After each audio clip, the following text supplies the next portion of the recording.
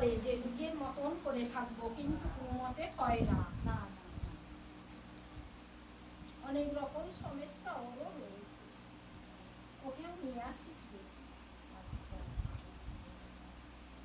ওদের তো ওর বড় মিলিটারি আর্মিতে চাকরি করতো, কিন্তু ওদের একদম না ভিখারি বানা অবস্থা।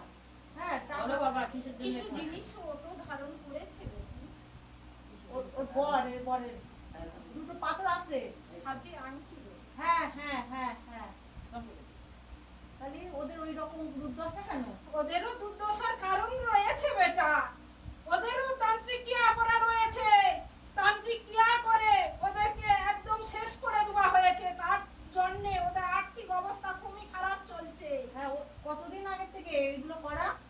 একদম চন্ডাল নিয়ে কাজ করা রয়েছে, বাড়ি বাড়ি অশান্তি ঝামেলা বাধা বিঘ্ন জর্জরিত হয়ে পড়েছে।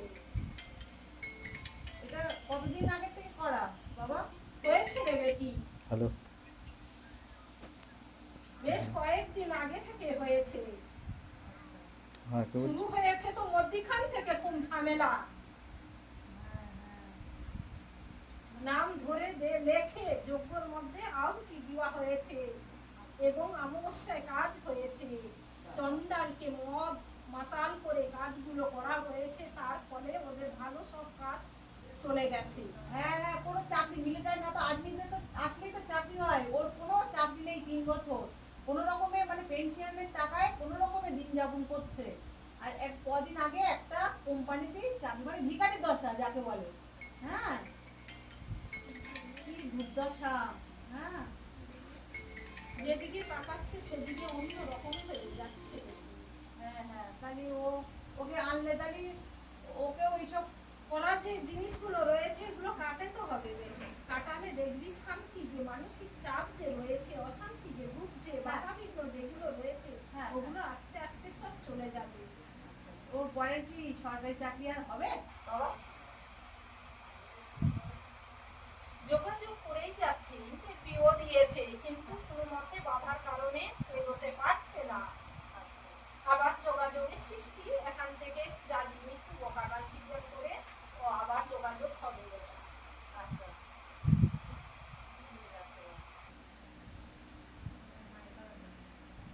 শিপ্রা দাসের কথা একটু বলেন। বসিরহাট ঢাবড়ায় বাড়ি, 65 হ্যালো। বছর 63 বছর বয়স। মা। একটু পরে কল করছি, একটু পরে কল শিপ্রা করছি। দাস। দেখো বাবা ঠিক আছে, একটু পরে কল করছি। 65 বছর বয়স হয়েছে মা। বাবা দেখ শরীর ভালো থাকে না, শরীর ভালো থাকে না, গা হাত পা ব্যথা থাকে। হ্যাঁ হ্যাঁ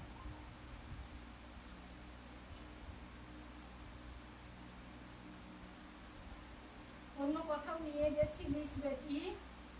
কদিন আগে তো হচ্ছে হচ্ছে কি অবস্থা, সে ভূতে পেয়েছিল বাবা 1 মাস আগে।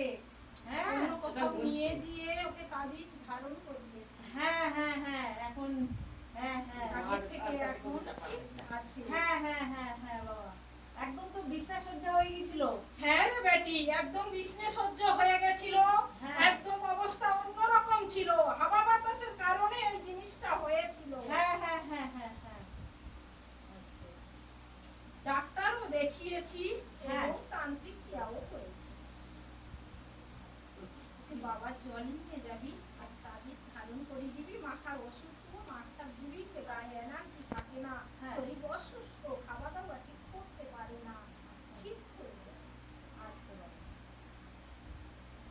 জয় জয় মা, তারা মা।